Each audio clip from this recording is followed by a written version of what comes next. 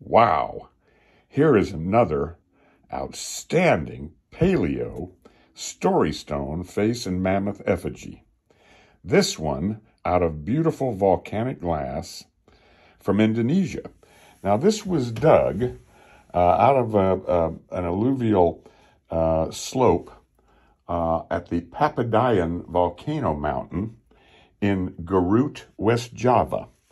And the diggers find them there, and then they sell them on the open market as Andara crystal. I've had these tested at the University of Texas, Stephen Austin, Texas, in the geology department with XRF, X-ray fluorescence testing.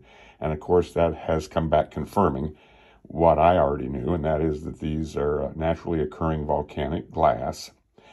And the Paleo Indians loved using this material to make the Paleo story stone face and mammoth effigies.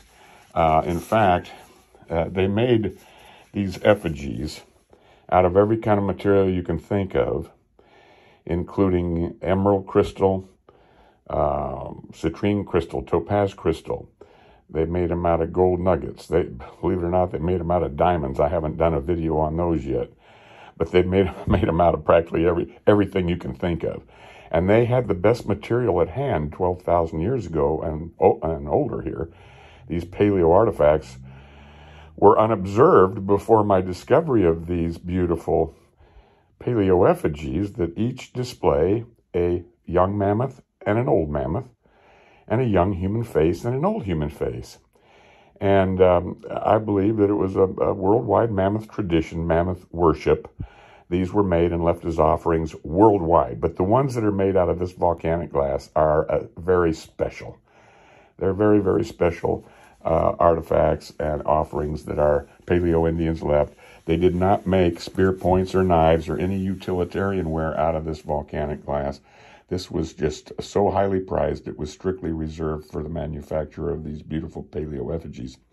Here we have an outstanding mammoth facing left. That hole there was a bubble and has flaked to the surface. That hole is the eye, and we see its big trunk off to the left. So this is a Proboscidean. It could be a mastodon. Doesn't have the sloping back that you would imagine with a mammoth. So it's either a mastodon or a mammoth. It's a paleo megafauna Proboscidean facing left. And you can see they left the crystals on there for the hair of the mammoth on the trunk and above the head. And that is heavily, heavily patinated. Of course, they dug this out of the ground and been in the ground for over 12,000 years. Now you can see it's etched and it's flaked. And the flaking here is not as fine as the Clovis flaking that we see on the Paleo story stone face and mammoth effigies from Mount Shasta. Those volcanic glass specimens are extraordinary, but and they're very finely pressure flaked. This one has large percussion flakes and was made as a beautiful sculpture, even without a lot of fine pressure flaking. So we have the mammoth there. We have a face looking up from the back of the mammoth. This is the eye, the nose, and this is the mouth, another bubble that's come to the surface. So when we turn it this way, now we have a face. That's the older face, the eye up there, the nose, and then the mouth down here. That's the older face now looking off to the right. Very cool.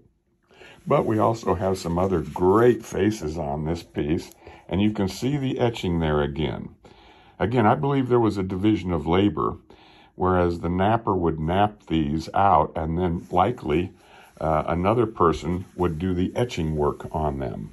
So there very well may have been a division of labor. Now here we have another great younger faces.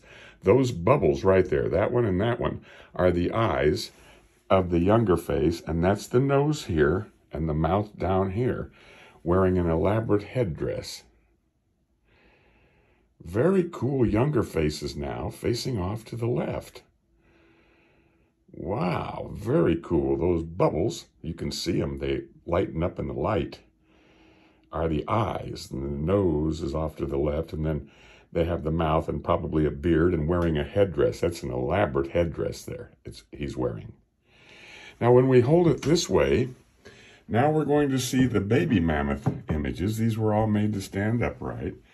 Now we see the baby mammoth with this the eye now. You see, and that's that big hair tuft above the head and the little trunk right here. And that mammoth is facing off to the right now. That's a baby mammoth facing off to the right. And then if you use this as the eye, it's a little bit more of a little more mature mammoth with its trunk coming down off to the right. Very outstanding workmanship. Now we'll turn it this way. And again, we have these wonderful faces here. We have a bubble right here of an eye and a nose over here and the mouth open there. Look at that face there. That is a powerful, powerful face. Eye here, nose here, and open mouth looking off to the left.